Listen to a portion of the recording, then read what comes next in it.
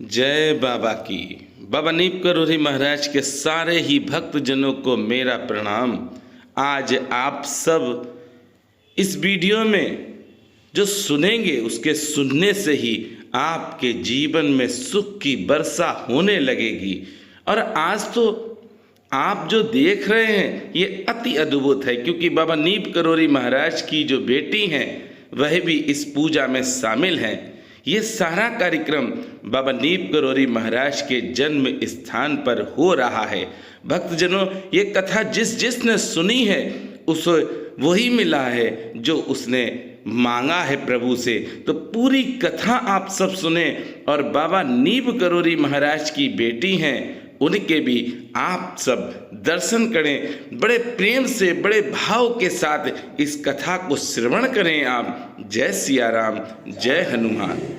हे देवी, सुनो, मैं परम अद्भुत प्रयत्न बतलाता हूँ, जिसके स्मरण संकल्प करके मनौती मनाने मात्र से ही प्राणी दुर्लभ सिद्धि को पा लेते। मनौती समझे नहीं समझे, मन्नत जिसको कहते हैं। हमारी ये कामना है, ऐसा हो तो हम यह करेंगे। श्री रामचंद्र जी का यज्ञ साधकों का, सब साधकों का साधक है। धर्म अर्थ काम मोक्ष का प्राप्त कराने वाला है, तुष्टि और पुष्टि का देने वाला है। हे सुंदर वाले, उस जग के पिता से ही ब्रह्मा सृष्टि को पैदा करते हैं। विष्णु या कर दे।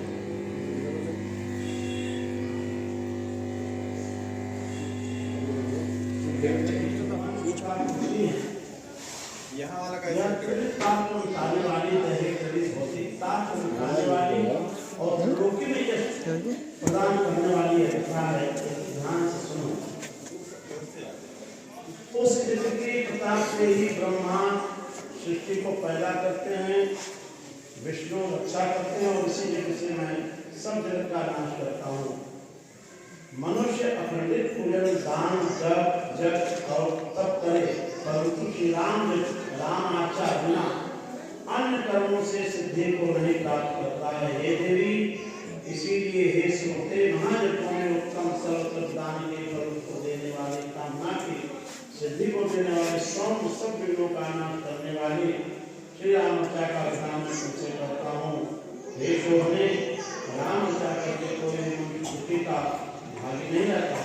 श्री राम आचार से बढ़कर जग, श्री राम आचार से बढ़कर तप, श्री राम आचार से बढ़कर दान, श्री राम आचार से बढ़कर जप, श्री राम आचार से बढ़कर पूरे तीनों लोगों में नहीं थे।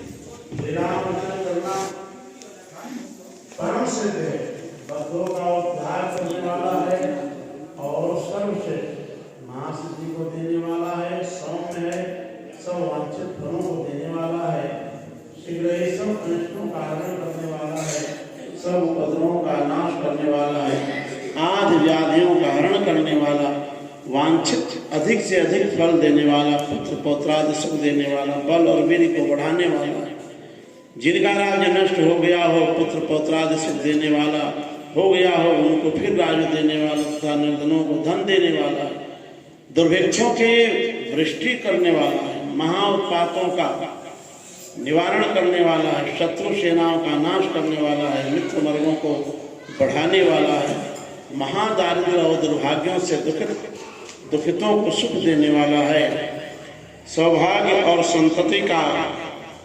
उत्पन्न करने वाला, सब तरह के ऐश्वर्य और सुखों को देने वाला, क्षय मृगी कोढ़ आदि भावों की आरती का नाश करने वाला है, ऋण भार का हरण करने वाला, ग्रहों के उपद्रवों को निवारण करने वाला, क्रोध मत्सरता का हरण करने वाला, दोष और दुर्बुद्धि का नाश करने वाला, क्षमा सुशीलता सरलता आदि सद्गुणों का प्रकाश करने वाला, मुमुक्षु पुरुषों को मुक्ति देने वाला, अगतियों को गति देने वाला, महासंकटों से संतप्त चित्त वालों के सुख को बढ़ाने वाला श्री रामार्चन ही है। श्री रामार्चन के बिना सब इच्छित फलों का देने वाला अन्य साधन मैं नहीं देखता हूँ। और हे देवी, न मैंने कभी सुना है कल्याणों के चाहने वाले सब प्राणियों के राम चाहे सिद्ध है होमों से क्या प्रयोजन है, सदव्रतों तथा तीर्थों से क्या मतलब है, तप और यज्ञों से क्या प्रयोजन है, अन्य उग्र अर्चनों से तथा प्रयास देने वाले साधनों से क्या प्रयोजन है। हे देवी, श्री राम अर्चन से कोई भी इष्ट पदार्थ दुर्लभ नहीं है। मनुष्य जिन जिन कामनाओं का चिंतन करता है, श्री राम अर्चा से उनको अवश्य प्राप्त करता है। इस लोक में जो बहुत से अन्य साधन हैं, वे हे देवी श्री राम अर्चन के बिना वे सब कभी भी सिद्ध नहीं होते। श्री राम अर्चन को न करके अन्य व्रत आदि को करे तो हजारों कोटि कल्पों तक भी उनके फल का भागी नहीं होता। ग्रहों में जैसे सूर्य और नक्षत्रों में जैसे चंद्रमा है, वैसे ही सर्व शुभ कर्मों से श्री राम अर्चन परम श्रेष्ठ है। मैं यहाँ तुमको पुराण की कथा कहूँगा। प्रलय के अंत में महाविष्णु के नाभि कमल से जगत के गुरु ब्रह्मा उत्पन्न हुए। वे सब जगत को अंधकार में देखकर अति दुखित हुए। अकेला कमल पर बैठे हुए ब्रह्मा जी मैं क्या करूं, यह विचार करने लगे। तब कमलोद्भव ब्रह्मा जी के लिए आकाशवाणी हुई, हे ब्रह्मन, वृत्तिजा और अर्थ संकुला धन धान्य पूर्ण महासृष्टि करिए। यह सुनकर ब्रह्मा जी सृष्टि के लिए बहुत प्रकार से चिंता करने लगे कि भाई सृष्टि तो जल में जो होगी, पहले थल होगा तब तो सृष्टि होगी। तो भगवान से प्रार्थना करते हैं कि सृष्टि करने के लिए तो मुझे पृथ्वी की आवश्यकता होगी, कोई आधार की आवश्यकता होगी। तो हिरण्याक्ष के द्वारा जो पृथ्वी चुरा ली गई थी, तो भगवान नारायण ने वाराह रूप धारण करके और पृथ्वी को ला करके स्थापित किया है। श्री भगवान जब सृष्टि करने में समर्थ न हुए, तब चिंता से व्याकुल चतुरानन ब्रह्मा जी से ब्रह्मा जी ने परमेश्वर का स्मरण किया, जिसने मेरी उत्पत्ति की है और जिसने मुझे वाक्यों से ज्ञान दिया है। वे करने और कराने वाले मुझे दृष्टिगोचर हों, मैं उनकी शरण को प्राप्त होता हूँ, उनको मेरा बारंबार नमस्कार है। ब्रह्मा जी के स्मरण करने से सनातन महाविष्णु प्राप्त हुए और यह वाक्य बोले, हे ब्रह्मन, रामार्चन करो। यह सुनकर ब्रह्मा आदर पूर्वक उनको नमस्कार करके और स्तुति करके बोले, हे देव, इस समय आप यह कहिए कि श्री रामार्चा किस प्रकार करूं। यह सुनकर श्री भगवान बोले, हे ब्रह्मन, सावधान होकर सब सिद्धियों को देने वाली श्री रामार्चा को सुनिए, जिसको करके सब मनुष्य सर्व सौभाग्य सप्तम बन जाते हैं। उसकी विधि में सम्यक प्रकार से कहता हूँ, आप सावधान होकर धारण करिए। अर्चक श्री राम भक्तों को, भाई बंधुओं को, मित्रों को, ब्राह्मणों को बुलाकर अपने अभिष्ट सिद्धि के लिए सबको संतुष्ट करे। सुंदर बुद्धि वाला पंचमी, पूर्णिमा किंवा द्वादशी, संक्रांति, उत्तरायण, नवमी, अमावस्या में अथवा जिस किसी दिन में मध्याह्न समय अथवा प्रदोष समय श्री राम अर्चा करें। श्रद्धायुक्त अर्चक पहले पवित्र स्थान में शुद्ध जल और मृतिका से शुद्ध की हुई पृथ्वी पर लाल चांदनी युक्त पताका और तोरणों से 4 दरवाजे वाला शोभायमान शुभ मंडप बनावे।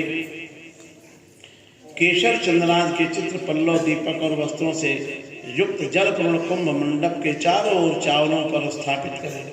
चारों कोनों में फल सहित कदली के स्तंभ रूपे, उनके मध्य 4 कोने की चौकोटी, चिकने परम उत्तम बढ़िया पीत बिछोने से युक्त चौकी स्थापित करके उस पर नील, पीत, श्वेत, श्याम रंग में रंगे हुए चावलों के आटे से अथवा गुलाल से 21 कोष का यंत्र बनाकर उसमें माहेश्वरी आदि आवरण देवों के सहित परिवार श्री रघुनंदन का भक्ति सहित सम्यक आवाहन करें।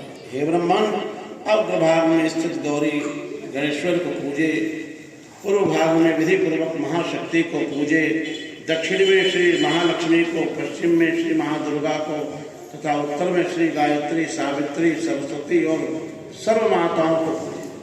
ईशान कोण में सिद्धि तथा बुद्धि को पूजे, अग्नि कोण में लोक माताओं को पूजे, नैऋत्य में महादेव जी को पूजे, वायव्य कोण में देव माताओं को पूजे, दक्षिण और नैऋत्य कोण के मध्य में वास्तुदेवों को पूजे, नैऋत्य और पश्चिम के मध्य में अष्टलोकपति वीरों को पूजे, पश्चिम में श्री मनु जी को वायव्य और पश्चिम के मध्य में वशिष्ठ आदि मुनियों को वायव्य और उत्तर के मध्य में अधिप्रत्यधि देवों को पूजे। उत्तर और ईशान के मध्य में ब्रह्मा जी का पूजन करे। पूर्व और ईशान दिशा के मध्य में 9 ग्रहों की पूजा करे।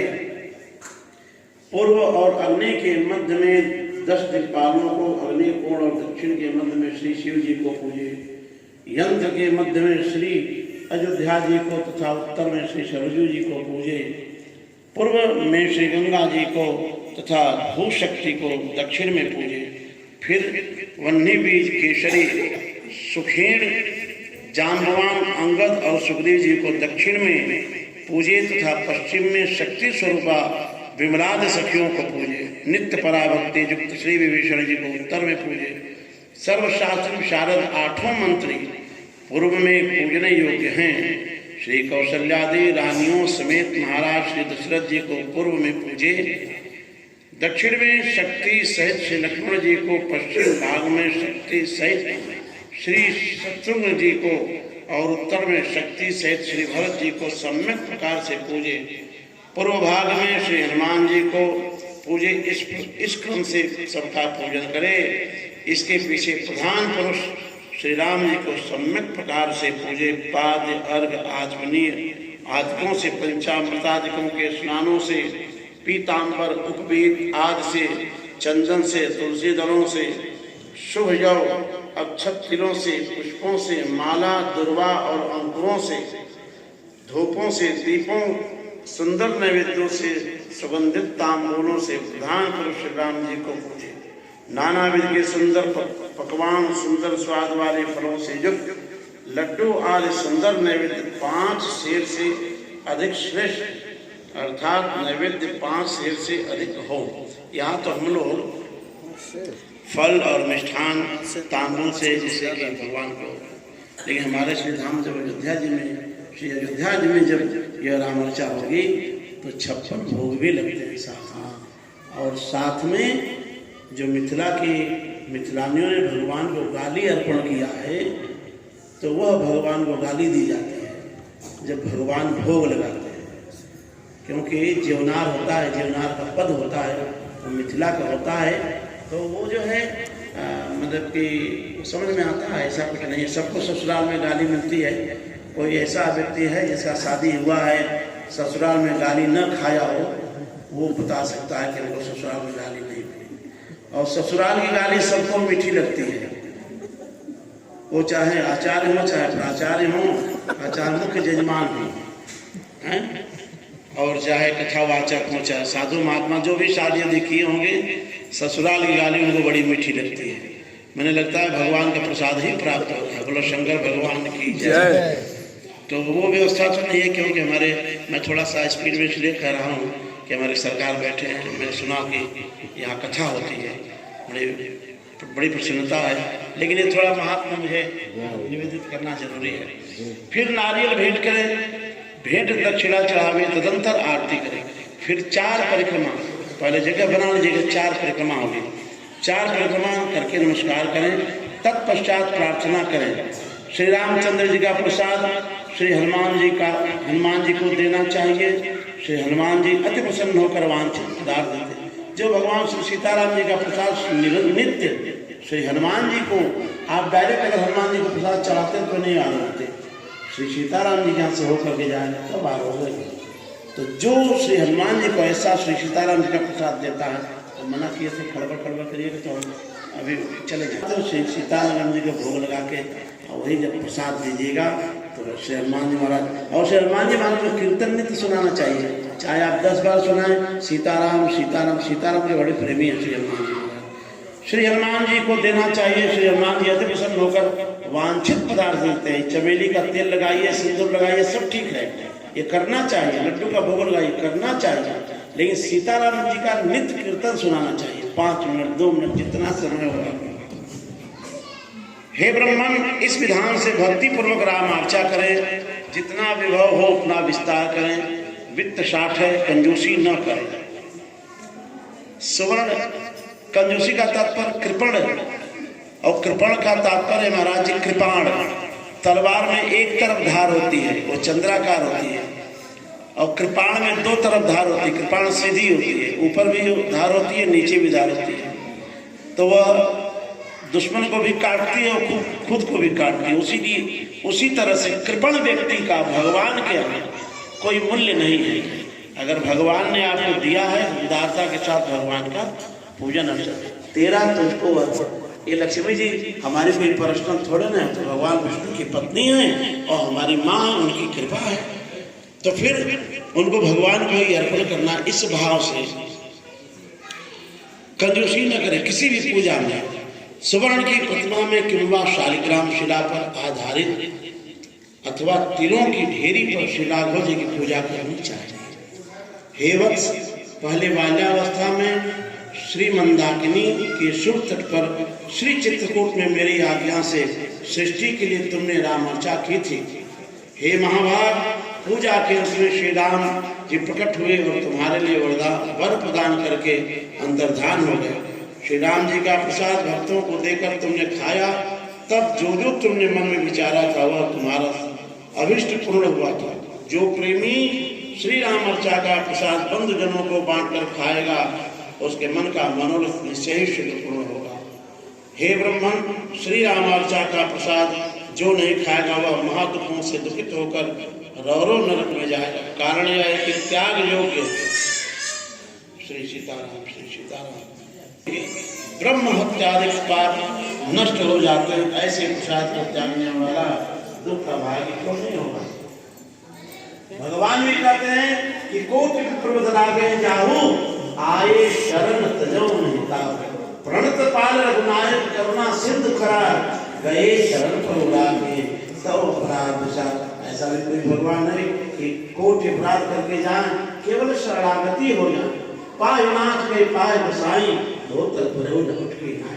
लाठी की तरह भगवान श्री सीताराम जी के चरणों में अगर आप साष्टांग दंडवत करके समर्पण कर देते हैं अपने आप को, तो भगवान आपके किसी भी दोष को वो देख नहीं सकते। ऐसे हमारे श्री सीताराम जी हैं। बोले श्री सीताराम जी महाराज की जय।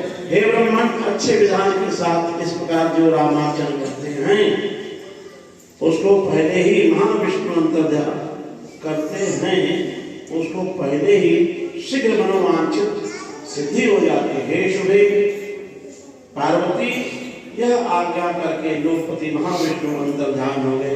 तब श्री ब्रह्मा जी ने रामार्चा की, जिससे वे सब वांछित पदार्थों की भागी बने। ब्रह्मा ने जो जो चिंतन किया वह सब उन्हें शीघ्र प्राप्त हुआ। ब्रह्मलोक में देवता अभी भी सदा श्री रामार्चन करते हैं। उसी के प्रभाव से वे सब परमानंदशाली और उन विविध भोगों को भोगते हैं जो कि सबके लिए दुर्लभ है। यह श्री शिव संहिता के भव्योत्तर खंडांतर्गत श्री रामार्चा महात्म वर्णन पूर्वक सब प्रधान आवरण देवताओं की पूजा विधि वर्णन नाम तृतीय अध्याय के अर्चा बोधनी टीका समाप्त हुई है। श्री पार्वती जी बोली, हे देवेश, श्री रामार्चा पहले किन किन लोगों ने की। हे देवेश, इस समय आप यह कहिए। हे मेरे हर्ष को बढ़ाने वाले, यह सुनने की मैं इच्छा करती हूँ। श्री शिव जी बोले, हे देवी, सब मनुष्यों को मंगल को देने वाली, पापों का नाश करने वाली, पूजा और महात्मा के सहित में पवित्र कथा करता हूँ। धर्मों को जानने वाला, महारोग से पीड़ित पृथुक नाम से विख्यात कोई ब्राह्मण माथुर मंडल में रहता था। उस ब्राह्मणोत्तम ने बहुत प्रकार के यत्न किए, परंतु रोगों की बाधा से न छूटा, तो वह ब्राह्मण अत्यंत दीन मन वाला हुआ। दुखों से संतप्त वह ब्राह्मण घर से शीघ्र निकल गया और मृत्यु के विचारता हुआ, अर्थात मृत्यु की इच्छा से व्याघ्र आत्माओं से युक्त वन में भ्रमण करने लगा कि जिससे मृत्यु हो जाए। आत्महत्या के डर से विषयों को खाकर उसने शरीर को नहीं त्यागा। घूमते हुए ब्राह्मण ने मां भृगु जी के पुत्र ऋचिक को देखा। उन्हें नमस्कार कर वह महाबाधा से पीड़ित ब्राह्मण रोने लगा। तब ऋचिक जी ने उस ब्राह्मण से कहा कि तू किस लिए रोता है।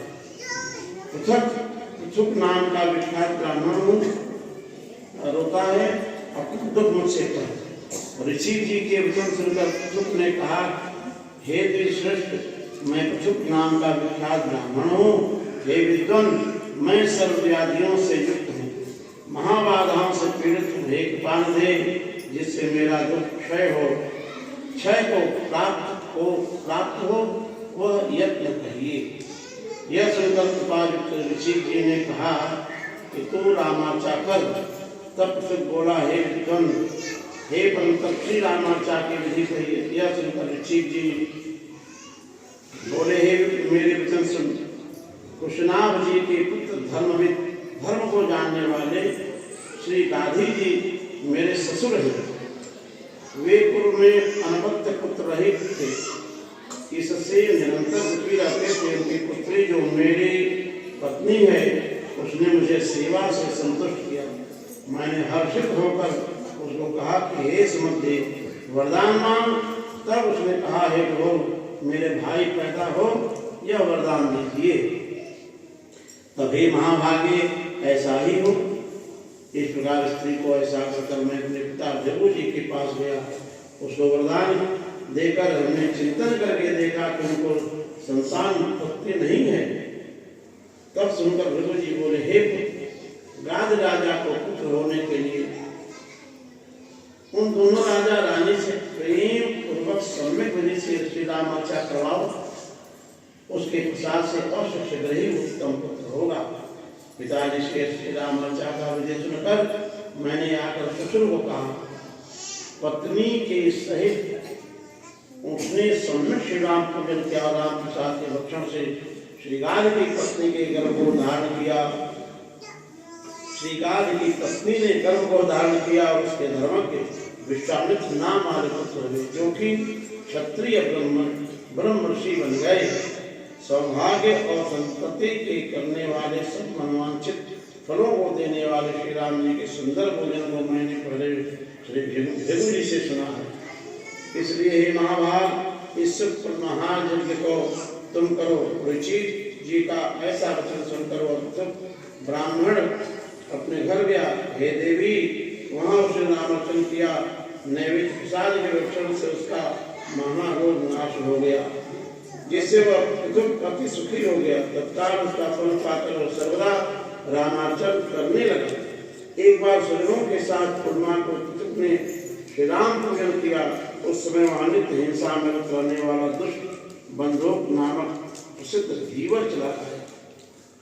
हे प्रिय, वहां रामार्चन देख करके श्री राम जी का प्रसाद, उत्तम प्रसाद देकर वह निर्धन धीवर अति लोभ से विदेश में चला गया। वह महापापी अंध अविज संयुक्त सौराष्ट्र देश में व्याघ्र से मारा गया। उसको पास में बांध कर ले जाने के लिए क्रोधवान भयंकर यमदूत वहां आए। तब श्री राम जी के पास वहां आ पहुंचे और यमदूतों को पीड़ा देकर वो बोले, यह धीवर तो शुद्ध है, अत्यंत धार्मिक है, यह दंड देने योग्य नहीं है। यमदूत बोले, ये गौ हंता है, यह गौ मारता है, विप्रंता है, ब्राह्मण को मारता है, यह चोर है, हिंसारत है, यह हिंसा करता है, निश्चय ही पाप ग्रह है। श्री राम पार्षद बोले, हे पापियों को पीड़ा देने वालों, श्री राम आचा का प्रसाद एक बार भी जिसने खा लिया वह शुद्ध है। वह तो धर्म अर्थ काम को प्राप्त करके शुभ श्री राम जी के पुर को जाता है। यह कह उस देवर को पुष्पक विमान में बिठाकर श्री राम जी के समीप पहुंचे। यमदूतों ने यम के पास जाकर यह वृत्तांत निवेदन किया। यमराज ने श्री राम जी के महाप्रभाव तो मन में विचार करके श्री राघव जी को प्रणाम किया। हे ईश्वर, हे धर्मराज दूतों से, वे धर्मराज दूतों से यह बोले कि एक बार श्री राम कीर्तन किया हो, एक बार भी पूजन किया हो, एक बार भी श्री राम जी का प्रसाद खाया हो, वह निश्चय त्रिभुवन को पवित्र करने वाला है। वह सर्व पाप समूहों से मुक्त हो चुका है और देवता तथा राक्षसों से पूजनीय योग्य है। वह श्री राम जी का कृपा पात्र हो गया है। इसलिए सर्व पापियों में उत्तम मैं श्री राम आचा के प्रभाव का यथार्थ वर्णन नहीं कर सकता। श्री राम आचा राम रूप है, सब देहधारियों को सिद्धि देने वाली है। मैं ऐसा कोई भी पदार्थ नहीं देखता हूँ जो श्री राम आचा से सिद्ध न हो। दूतों को इस तरह समझाकर यमराज श्री राम को भजने लगे। श्री राम जय राम जय जय राम, श्री राम जय राम जय जय, श्री राम जय राम जय जय राम, श्री राम जय राम जय जय राम, श्री राम जय राम जय जय राम, श्री राम जय राम जय जय राम,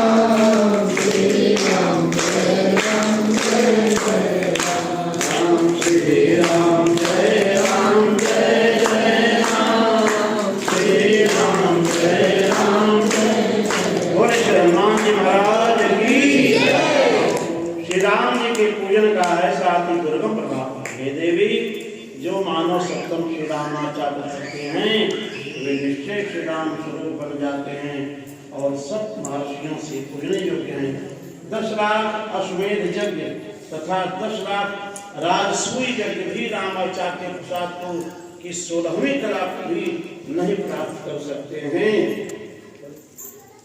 पृथक बंधु को आख्यान वर्णन नाम 4 अध्याय समाप्त। श्री सीताराम जी महाराज की जय। जो श्री राम जी का विशाख अर्चन करके श्री राम जी का प्रसाद श्री हनुमान जी को देते हैं, हे प्रिय, उनके सब मनोरथ पूर्ण होते हैं। प्रेमी जो जो पदार्थ श्री रामचंद्र जी को अर्पण करे वे सब विशेषता श्री राम जी को श्री हनुमान जी को अवश्य देना चाहिए। यह पवन नंदन श्री हनुमान जी राम श्री जी के स्वरूप हैं, इसलिए अर्चक भक्तों की कामना को देने वाले इन श्री हनुमान जी को प्रसन्न करने का सर्व प्रयत्न करें। यह श्री देखिए, श्री हनुमान जी महाराज अगर प्रसन्न हैं तो 5 लोग और प्रसन्न हो जाएंगे आपके ऊपर। वह 5 लोग कौन हैं? श्री सीताराम जी 2, श्री गौरी शंकर भगवान 2, ये 4 हो गए, और श्री जगन्नाथ जी। तापर सान कूल गिरजा हर, लखन राम और जानकी। ये 5 जब प्रसन्न हो गए तो किससे प्रसन्न होंगे? जो श्री हनुमान जी महाराज को प्रसन्न कर लेगा। क्यों कि श्री हनुमान जी महाराज 11वां रुद्र भगवान शिव के, श्री हनुमान जी महाराज की जो पूंछ है मां पार्वती हैं, और भगवान श्री सीताराम उनके हृदय में श्री लक्ष्मण जी सहित विराजमान हैं। इसलिए भगवान श्री राम, भगवान श्री कृष्ण, भगवान श्री विष्णु जी की जो आरती हम करते हैं चरण से प्रारंभ होती है, और जब श्री हनुमान जी की आरती करते हैं तो उनके मुख से प्रारंभ होती है, ऊपर से होती है, क्योंकि उनके हृदय में भगवान है। उनके चरण की आरती यहाँ नहीं जाएगी, यहाँ की आरती उनके इस भाव से। श्री राम अर्चन का यथार्थ अर्चन करने वाले श्री राम जी का प्रसाद श्री हनुमान जी को जो देते हैं, हे प्रिय, उनके सब मनोरथ पूर्ण होते हैं। प्रेमी जो जो पदार्थ श्री रामचंद्र जी को अर्पण करे वे सब विशेषता श्री हनुमान जी को अवश्य देना चाहिए। यह पवन नंदन श्री हनुमान जी राम श्री के स्वरूप हैं, इसलिए अर्चक भक्तों की कामना को देने वाले इन श्री हनुमान जी को प्रसन्न करने का सर्व प्रयत्न करें। यह श्री शिव संहिता के 72 खंडांतर्गत श्री शिव भागवत के संवाद रूप श्री रामाचार्य महात्म्य बंधु तथा वर्णन नामक 4थे अध्याय की अर्चा बोधनी टीका समाप्त हुई। बोले श्री हनुमान जी महाराज की जय।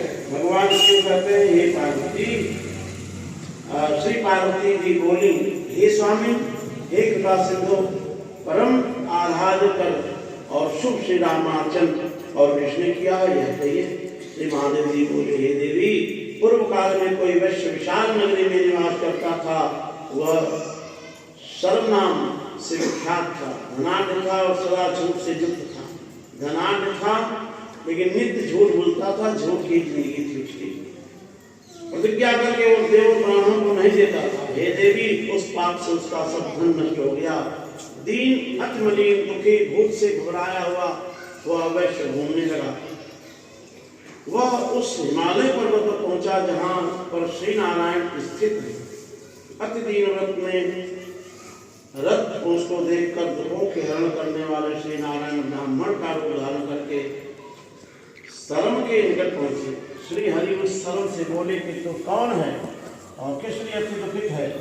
उनके यह कहे हुए वचन सुनकर शरण ने ब्राह्मण से कहा, हे महाभाग, मैं शरण नाम का प्रसिद्ध वैश्य हूँ। मैं पूर्वावस्था में महासुखी, धनाढ़ और उद्दत था। न जाने किस पाप से मेरा सब धन नष्ट हो गया। इसी से मैं दीन हूँ, दुखित हूँ और उपद्रवों से व्याकुल हूँ। बंधुओं से मेरा नित्य कलह रहता है। क्षुधा से क्षीण हूँ, वस्त्रहीन हूँ, भिक्षा मांगकर खाता हूँ, मरण प्राय हूँ। हे द्विज, मैं कैसे जीऊँ। हे देवी, यह सुनकर वे दयालु ब्राह्मण वाक्य बोले। ब्राह्मण बोले, कृपणता से, अतिलोभीपन से, असत्य से धन और सुख सर्वथा नष्ट हो जाते हैं और निश्चय करके नित्य दुख ही दुख होते हैं। हे दुर्मते, तूने प्रतिज्ञा करके देवता और ब्राह्मणों को नहीं दिया, इसी कारण तो अति तीव्र दुख को प्राप्त है। वैश्य बोला, हे द्विजोत्तम, मैं सर्वथा सत्यवाक से रहित हूँ। प्रतिज्ञा करके देवता और ब्राह्मण को मैंने नहीं दिया है, इसी कारण से मेरा सब ऐश्वर्य और सुहृद गण नष्ट हो गया। हे महाभाग, ऐसा यत्न बताइए जिससे मैं सुखी हो जाऊं। ब्राह्मण बोले, जो निष्फल झूठी प्रतिज्ञा वाले होते हैं और श्री राम जी की भक्ति से प्रांगमुख होते हैं, उनके धर्म नष्ट हो जाते हैं और वंश के साथ जमपुरुष हो जाते हैं। जो प्रतिज्ञा करके देवताओं और ब्राह्मणों को नहीं देता है, उसको देखकर पाप नाश के लिए चंद्रायण व्रत करना चाहिए। असत्य से बढ़कर पातक नहीं है और सत्य से बढ़कर धर्म नहीं है। इसलिए सुंदर बुद्धि वाले असत्य को छोड़कर सत्य का आश्रय लेते हैं। जो असत्य का अवलंबन करते हैं वे महालोक से युक्त, वंशहीन, दरिद्र, विघ्नों से घिरे हुए क्रूर कर्म करने वाले हैं। विभीषण को किसी चीज की कमी थोड़े थी। लंका में जितना ऐश्वर्य है उतना कहाँ है। लेकिन विभीषण ने कहा कि ये सब बेकार है, अगर श्री राम की शरण नहीं है तो धन धान्य लेकर क्या करेंगे। इसलिए राम सत्य संकल्प करो। रावण मार के निकालता है तो कहते हैं आपके मारने का दुख नहीं है, आप बड़े भाई हैं, पिता के समान हैं, लेकिन मैं तो सत्य की शरण जा रहा हूँ। सत्य कौन है? विभीषण कहते राम सत्य संकल्प प्रभु, सभा काल वस्तु, मैं रघुवीर शरण अब जाऊं देव जन को। मेरा दोष मत देना।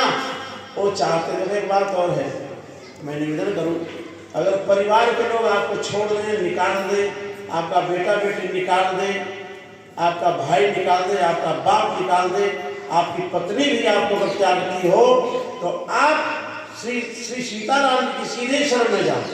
अगर किसी मित्र के यहाँ जाओगे, रिश्तेदार के यहाँ जाओगे, एक दिन तो रख लेगा, दूसरे दिन कहेगा चलो चलो मैं उनको समझाता हूँ, फिर वही ला करके चला जाएगा, वही कर देगा, फिर दूसरे दिन फिर लाता रुकी होगी।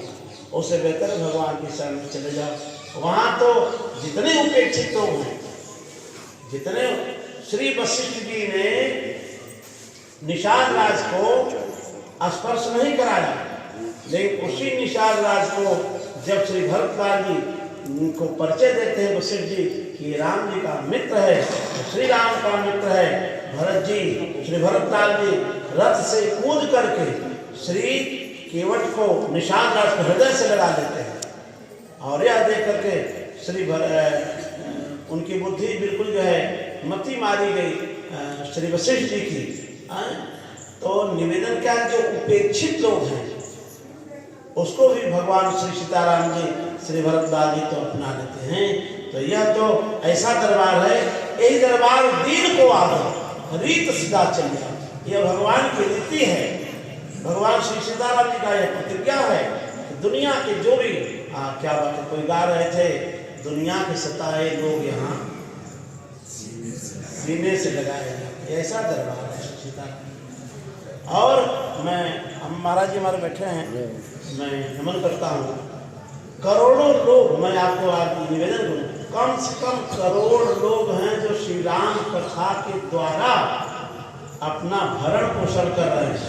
ऐसा नहीं जो ब्राह्मण ही होंगे, ऐसा नहीं जो क्षत्रिय होंगे, हर विरासत, यानी जो श्री राम के विरोधी हैं वो भी कोई तबला बजाता है, कोई हारमोनियम बजाता है, कोई वायलिन बजाता है, कोई गाता है और कथावाचक के साथ जाते हैं, उनकी भी पूजा या सनातन उसी तरह करता है जैसे ब्राह्मण को तिलक लगा के दक्षिणा देता है, उसी तरह उनकी भी पूजा होती है। क्यों होती है? कि श्री राम जी से जुड़े हैं इसलिए होती है। और श्री राम जी को छोड़ दीजिए, भगवान सूर्य श्री राम जी को छोड़ दिए कि नहीं, मैंने उनके शरीर से भगवान सूर्य जब निकले तो आज तक स्वामी जी मेरे पत्रिका में कहते हैं देर हो जाएगी, तो उसमें क्या है कि आज तक सूर्य को चैन नहीं मिला।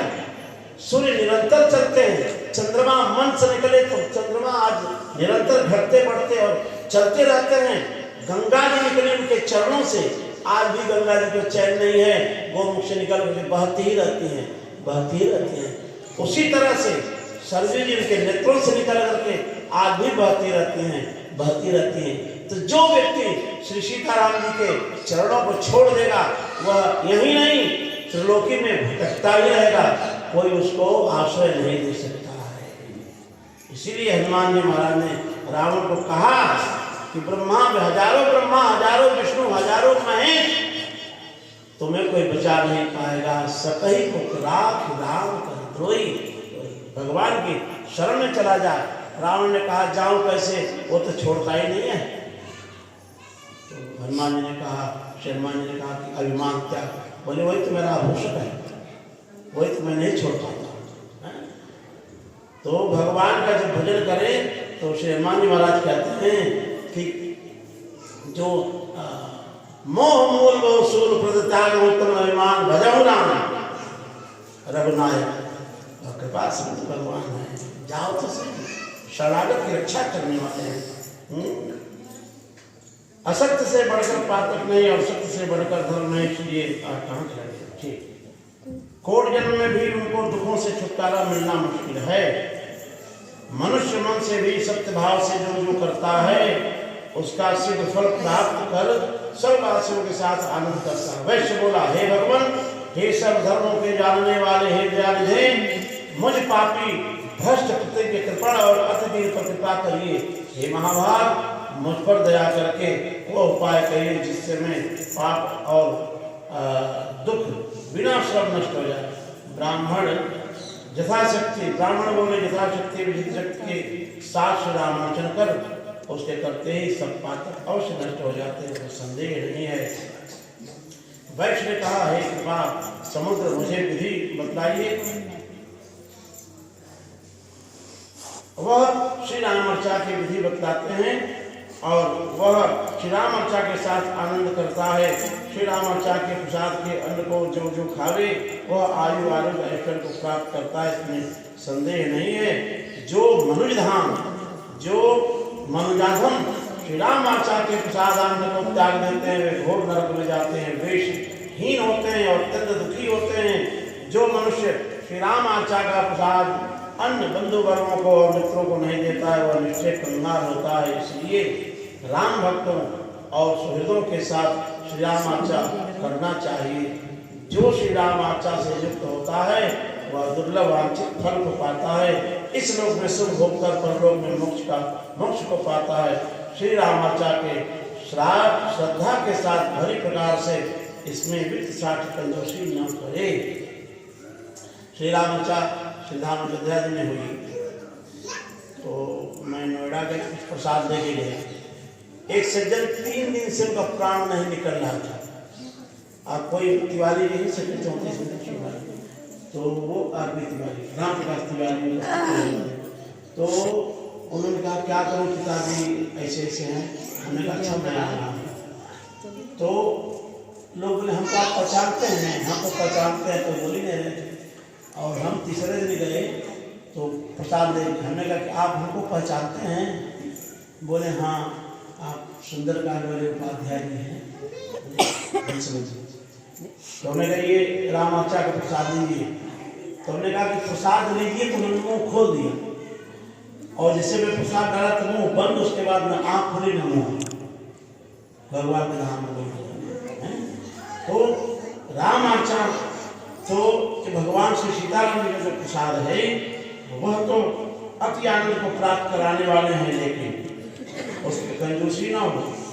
आइए देखें, एक बात और है, जो आचार्य खड़बड़ खड़बड़ पूजा करते हैं, चाहे जजमान खड़बड़ खड़बड़ करते हैं, अगर समय नहीं मत करिए, जब समय मिलेगा तो करिएगा, आनंद के साथ, प्रेम के साथ करिए। मैं भी महाराज जी को आँख भी दिखा रहा था, ज़्यादा खड़बड़ कर रहे, क्या बात है, महायज्ञ है। और सुंदरकांड में कोई खड़बड़ खड़बड़ करता है तो बहुत गुस्सा लगता है। और माताएं तो चुप रहती नहीं है, एक अच्छी स्थिति कराती है, ये जरूर खड़बड़ खड़बड़ करती है।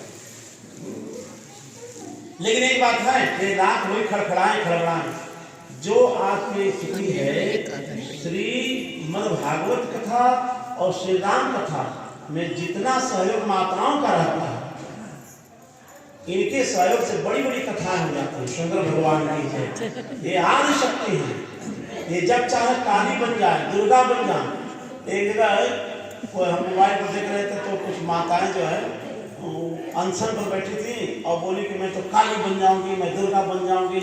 हमने कहा सब कुछ बन जाओ, ठीक है, उसी मुझसे कभी ये भी मैं सुनना चाहता हूँ कि मैं सुमित्रा बनना चाहती हूँ, मैं कौशल्या बनना चाहती हूँ, मैं कैकेयी बनना चाहती हूँ, वही बन जाओ। तो सुमित्रा बनने का प्रयास करो, कौशल्या बनने का प्रयास करो, कैकेयी भी बन जाएगी तो भगवान राम को वन भेज करके वहाँ वनवासियों को आप आनंदित करके रावण का वध करवा देंगे, इसमें आपकी ही भूमिका है। बोलो शंकर भगवान की जय। इसलिए दुर्गा बनो। हमारे यहाँ तो उद्भव संहार कारण क्लेशारण सर्वश्रेष्ठ करें सीताम नको हम राम वल्लभाम। उद्भव स्थित संहार हम लोग श्री सीताराम जी की उपासना में श्री किशोरी जी की ही भीतर हम लोग आदि शक्ति का दर्शन करते हैं, और महालक्ष्मी के रूप में जैसे महाकाली का रूप धारण करती हैं, अग्नि तत्व होती हैं तो लंका में जाती हैं, और जब महालक्ष्मी का तत्व होती हैं तो कहाँ आती हैं, महालक्ष्मी श्री अवध में आती हैं, और जब महासरस्वती बनती हैं तो श्री वाल्मीकि जी के आश्रम में निवास करती हैं। ये अनेक रूप हैं। जैसे अभी अभी ये आप सेठ हैं, अच्छा, जो ब्रह्म एक है और वो अनेक है। जैसे किसी के पास पैसा कम हो जाता था, छुट्टा मैं चेंज नहीं रहता था, तो पंडित जी को इशारा करते थे तो बड़ी नोट दे देते थे, तो बड़ी नोट उस पर रख दी जाती थी, और फिर वो उस पर से छोटी छोटी नोटें उनको दे दी जाती। ठीक यही ब्रह्म और जीव का अंतर है। आपके जेब में बड़ी नोट स्थान पर चली गई, तात्पर्य का ब्रह्म ऊपर या कहीं, और उसने अनेक रूप धारण कर लिया, तो अनेक रूप धारण कर लिया, वो 20 का भी नोट बन गया, वो 50 का नोट बन गया, वो 10 का बन गया, वो सिक्का बन गया, है ना। और फिर आप अपना जो है, तो ये सब ब्रह्म के ही रूप हैं। लेकिन एक हम लोग की जो कामना है, जो लालच है, वो ब्रह्म नहीं होने देती। लक्ष्मण किला के संस्थापक कुछ श्री जुगलानंद स्वामी महाराज कहते थे कि हो तो पूर्ण ब्रह्म, चाह न होती बीच में। एक चाह जो है, जो कामना है, यही भवसागर है, यही भवसागर है जो हमको उस पार जाने नहीं देती है। एक कामना खत्म हो जाए तो सरकार के सामने खड़े हैं, लेकिन कामना रूपी जो हम लोग वस्त्र पहने हैं, आज ये हो गया तो कल ये हो जाए, वो कामनाएं बढ़ती जाती है। फिर हम ब्रह्म होते हुए भी, मैंने अब एक और प्रमाण देने से आपको समझ में आ जाएगा। लोटे में गंगा जल और बहती हुई गंगा जी, यही अंतर है। हम सीमित हो जाते हैं और परमात्मा मेरा असीमित है, उसका कोई वो नहीं है। जैसे श्री गंगा जी में से एक लोटा जल निकालेंगे तो गंगा जल हो जाएगा, और वही लोटा का जल उसमें डाल देंगे तो गंगा जी हो जाएगा, तो जल नहीं हो, गंगा सीधे गंगा जी। उसी तरह से ये जब भगवान से जीव निकल जाता है तो ये जीवात्मा हो जाता है तो आत्मा ही है, तो परमात्मा ही, लेकिन उनको वहाँ से निकलने के बाद जीवात्मा हो जाता है। वहाँ पहुँचने के लिए बड़ी परिश्रम करना पड़ता है। बोले शंकर भगवान की जय। जो श्री राम अर्चा से युक्त होता है वह दुर्लभ वांछित फल को पाता है, इस लोक में सुख होकर परलोक में मोक्ष को पाता है। श्री राम अर्चा श्रद्धा के साथ भली प्रकार से करें, वृत्त साठ कंजूसी न करें। ये महाभाग श्री राम अर्चा के अवसर पर हवन में, दान में, पूजन में मनुष्य जो कुछ देते हैं वह कोटि गुना पाते हैं हे देवी। यह कहकर वे धर्म को जानने वाले ब्राह्मण चुप हो गए। शर्म बोला, हे द्वितम, पहले इस रामाचा को किसने किया अथवा अपूर्व ही है, यह मैं जानना चाहता हूँ। हे महाभाग, इसलिए रामाचा के शुभ कथा कहिए। ब्राह्मण बोले, बंकटक के नाश के लिए प्रतिज्ञा करके मैंने ही की थी और सृष्टि के आदि में पहले नागात्मों के सहित ब्रह्मा जी ने की। ब्राह्मण के यह कहते ही वैश्य उन्हें भगवान जानकर अति हर्षित हुआ तथा हे प्रभु, मुझ पापी की रक्षा करिए, यह कहकर दंड की भांति पृथ्वी पर गिर पड़ा। श्री शिव संहितायां भव्योत्तर खंडे उमा महेश्वर संवादे श्री रामाचा महात्म्य शर्मोपाख्यान वर्णन नाम पंचमोध्याय। विश्राम। बोले श्री शंकर भगवान की जय। उस वैश्य की प्रेम से परिपूर्ण अंग वाला देखकर अपने रूप में स्थित होकर फिर प्रभु ने श्री रामाचा की विधि उसको बतलाई। श्री शिव जी बोले, हे देवी, इतिहास सहित श्री रामाचा की विधि सुनाकर भगवान उनका ध्यान हो गए। शर्म ने उसी विधि से श्री रामार्चन किया। पूजा में श्री राम अर्चा का प्रसाद श्री हनुमान जी को अर्पण किया। श्री हनुमान जी ने प्रसन्न होकर उसको सब ऐश्वर्य प्रदान कर दिया। क्यों नहीं करेंगे? अष्ट सिद्धि नौ निधि के दाता असबर जी। ये माताएं तो बहुत कुछ दे सकती हैं, ये चाहें तो अपने पुत्र को क्या नहीं बना सकती, ये चाहें तो ये जल्दी। भगवान ने श्री हनुमान जी को, मैं क्या दे सकता हूँ तुम्हें, तुम्हें कुछ पाना है तो जो तुम्हें पाना मेरे पास नहीं है, इसलिए तुम जाओ। तो कहाँ जाते हैं हनुमान महाराज? लंका में जाते हैं मुट्ठी लेकर। तो माता जी ने कहा, ये माता जी अजर अमर हो जाओ, जहाँ राम मंदिर होगा यह राम दुलारा भी होगा, सीता लक्ष्मण के साथ साथ यह हनुमत प्यारा भी होगा।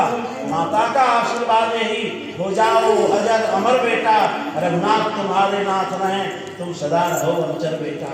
ऐसा अष्ट सिद्ध के दाता असबर दीन जानकी माता, इतना ही नहीं है, राम रसायन तुम्हारे पास सदा रहो रघुपति के दासा। और यही कारण है कि गोस्वामी जी कहते हैं कि और देवता चित्तन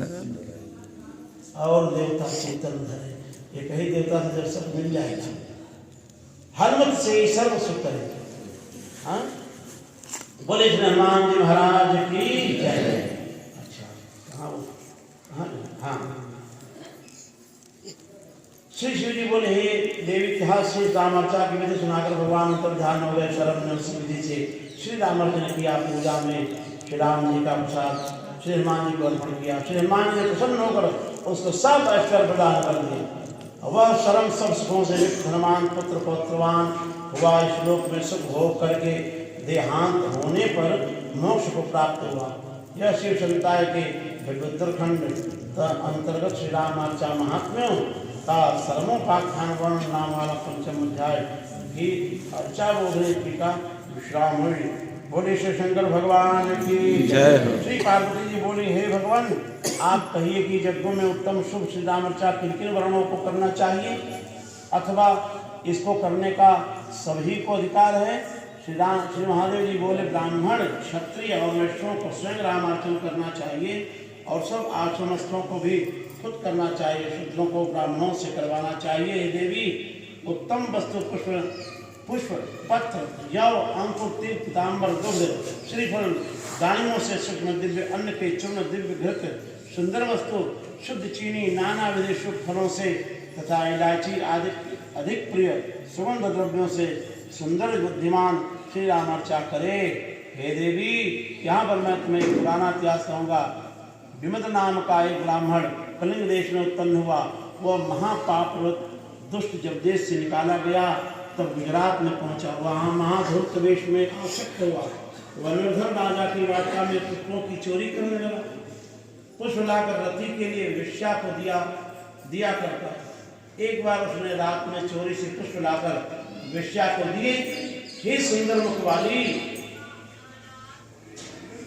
मुखवाली, तब उसके हाथ से गुलाब का एक पुष्प मार्ग में गिर पड़ा। उसी समय धर्मदत्त रामार्चा के लिए पुष्प लेने को वन में गया। मार्ग में पड़े हुए दिव्य नवीन पुष्प को देखकर उसने दोने में लिया और अन्य वन की सामग्री लाकर उस धर्मदत्त द्विज ने रामार्चा में उससे राम अर्चा की। उस दृष्टि विमत ने एक बार ब्राह्मण के शुभ घर में चोरी की। ब्राह्मणों ने उसे देख लिया और पीटा, जिससे वो मर गया। यह सब वृत्तांत महादूतों ने जमराज को कहा। तब जमराज ने कहा कि यह महाकल्प एक नरक का भागी है। जमराज की यह आज्ञा सुनकर दूत उसे नरक में डालने को लिए चला। तब उसने एक पुष्प का विमान देखा, एक पुष्प का विमान देखा। वह पुष्प का जो भगवान को पुष्प चढ़ाया था, उसके परिणाम में तो क्या तात्पर्य, एक पुष्प का विमान देखा। विमान पर बैठे हुए देव ने विमल को यह कहा कि 6 महीने इस विमान में विश्राम करके पीछे तो नरक में जाना। हे विप्र, पूर्व काल में तुमसे लाया हुआ पुष्प श्री रामार्चा में काम आया था, उसी के प्रभाव से यह विमान आया। एक पुष्प जो वेश्या के लिए ले जा रहा था, वह रास्ते में गिर गया और किसी के द्वारा वह पुष्प भगवान के श्री रामार्चा में चढ़ा दिया गया। उसका परिणाम क्या हुआ कि 6 महीने के लिए पुष्प का विमान ही उसको प्राप्त हुआ। यह देव वाक्य सुनकर प्रहर्षित होकर विमत ने कहा कि यह मेरा पुष्पदान श्री रामार्चा के लिए अर्पण हो। यह संकल्प है। वह पुष्प का विमान ही मन भगवान को समर्पित कर दिया। क्या उसका क्या, एक फूल चढ़ाने का परिणाम पुष्प का विमान मिला। 6 महीना उस पर रहना है और वहीं मन के साथ जो है भगवान को वह विमान ही अर्पण कर दिया। विमान में कोई एक फूल तो नहीं लगा होगा, जितने फूल लगे होंगे सब फूल भगवान को अर्पण कर दिया।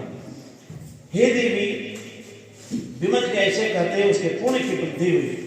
सब पापों के नष्ट हो जाने से विमत दिव्य रूप वाला, दहकती हुई अग्नि के समान आकार वाला बनकर श्री हरि मंदिर को गया। गिरा हुआ पुष्प भूल से श्री राम आर्चा में लग गया। उसके प्रभाव से भी विमत जोगियों से परम दुर्लभ श्री राम धाम को प्राप्त हो गया।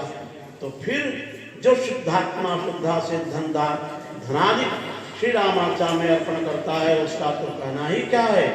वह तो निश्चय ही हरिपद को प्राप्त होता है। हे महेशान, पाप का नाश करने वाली दूसरी कथा सुनो। हे देवी, निवेदन एक और कर दूं कि रास्ते में आप जा रहे हो और पूरा रुपया का गठरी मिल जाए गिरा हुआ, और आप अपने लिए खर्च करते हो तो उसका लाभ आपको प्राप्त नहीं हो।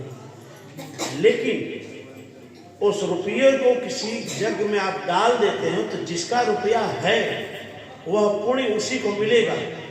कोई अधिकारी घूस लेता हो तो घूस जिससे लिया हो तो उस अधिकारी को थोड़ा सा मिलेगा, क्योंकि जैसे डाकिया पहले बैरन पत्र चलता था, बैरन तो पत्र लिख के लोग डाल देते थे। अब बहुत लोगों को बैरन पत्र नहीं पता होगा, तो वहाँ पत्र लेके जाते थे तो जिसके नाम का पत्र था तो उसी को मिलता था। तो पत्र डाकिया तब देता था, हम लोग 1 रुपया या 50 पैसा दे करके छुड़ाते थे कभी, तो उसको 50 पैसे में जो मूल्य निर्धारित सरकार का है, ठीक उसी तरह से उतना ही जैसे वो डाकिया को 50 पैसा मिलता था, उतना ही परसेंटेज आपको वहाँ पहुँचाने का मिलेगा, नहीं कुछ मिलेगा। तो जो घूसखोर अधिकारी हैं उनको भी मिलेगा, लेकिन कुछ परसेंट, बाकी रुपया का फल उसी को मिलेगा जिसका रुपया होगा। मैं नहीं कह रहा, ये कथा कर रही है, हम अपने बना के नहीं करें, ये कथा करिए। एक फूल चढ़ाने का विमान प्राप्त हुआ और विमान को ही संकल्प कर दिया तो भगवान का धाम ही प्राप्त हो गया। बोलो शंकर भगवान की जय। हे देवी, एक बार ब्रह्मा जी ने श्री राम अर्चन किया था। हे देवेशी, जब तुम पूर्व जन्म में सती नाम वाली थी, श्री राम अर्चा का प्रसाद मेरे पास भेजा गया, नारद जी लेकर आए थे, वह सब मैंने खा लिया। तुम उस समय स्नान के लिए तालाब पर गई हुई थी। स्नान करके जब तुम आए तब तुमने प्रसाद का आना सुना। तुमने पूछा, हे वृषभध्वज, मेरे भाग का प्रसाद कहाँ है? मैंने कहा, हे देवी, प्रेम की प्रचुरता से मुझे तुम्हारा स्मरण नहीं हुआ, इस कारण हे कल्याणी मैं सब प्रसाद भक्षण कर गया। तुम्हारा भाग नहीं है, यानी तुम्हारा भी भाग नहीं पा लिया। यह कहते ही हे शिवे, क्रोध से लाल नेत्र वाली होकर तुमने मुझे शाप दे दिया। और शाप क्या दिया? भगवान शिव रख देते, लेकिन जैसे नारद जी ने कहा कि श्री राम अर्चा का प्रसाद है, तो भगवान शिव को रहा नहीं गया, वो जितना था सब पा लिए। हमारे भगवान के प्रेम के वश में होकर के। क्या बात है। जो तुम्हारा उच्छिष्ट खाएंगे वे श्मशान कुत्ते होंगे। ये माँ पार्वती ने भगवान शिव को श्राप दे दिया, जो तुम्हारा जूठन खाएगा वह कुत्ता होगा।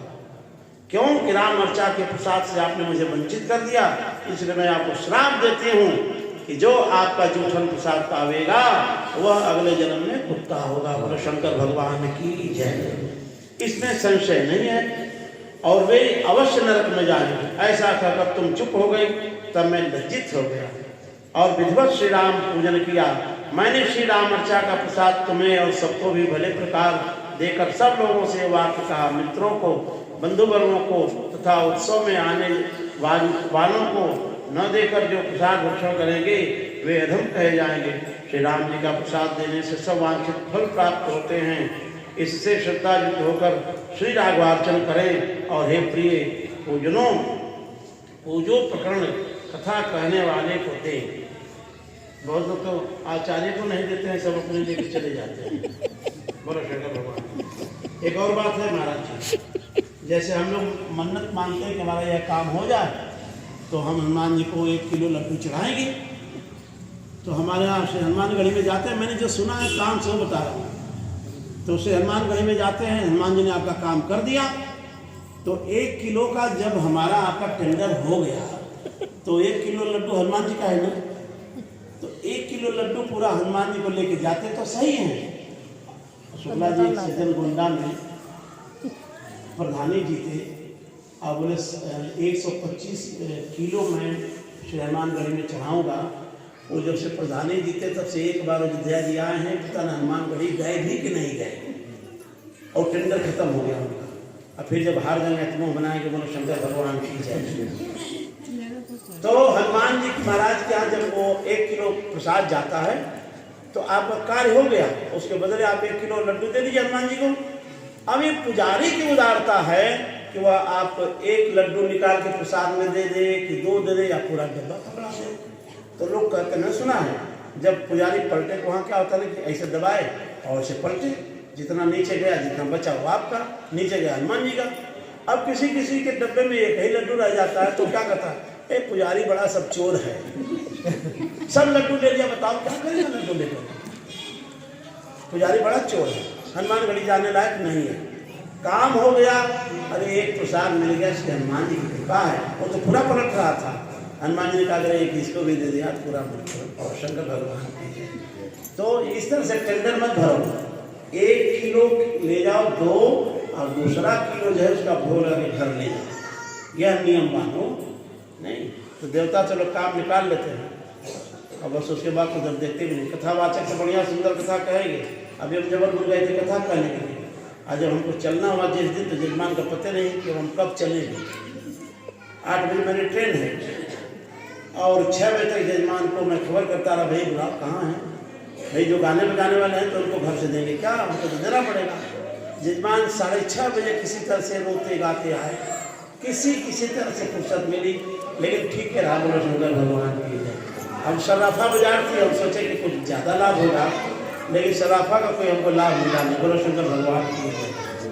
तो निवेदन है कि इस स्थान पर कोई बहुत अरबपति व्यक्ति आवे और 10 रुपया भगवान को या 100 रुपया भगवान को अर्पण करे, तो भगवान को चढ़ा नहीं रहा है, वो भगवान को बिना कहे चुपके चुपके गाली दे रहा है। क्योंकि भगवान ने कितनी औकात दी है और आप उसके भगवान के लिए कर क्या रहे हो। भाई साधु अपनी बात कह देंगे, जिसको मानना होगा माने। हनुमान जी ने कहा देखो मैं अपनी बात कह दूंगा रावण से, तुम्हें मानना है मानो, नहीं मानोगे तो लंका तुम्हारे हाथ से तुम्हारे देखते देखते चली जाएगी, कुछ कर नहीं पाओगे। बोले शंकर भगवान की जय। तो बोला रावण की कैसे लंका बचेगी, तो हनुमान जी ने कहा कि रामचरण पंकज उर्धर हूँ, लंका चल रहा मैं तो चली जाए। बोले शंकर भगवान की जय। द्रव्य और दिव्य वस्त्राल से उन्हें संतुष्ट करें। हे देवी शुभ श्री रामचंद्र, मैंने संक्षिप्त कहा है, श्री रामचंद्र के प्रभाव को कोई भी नहीं कह सकता।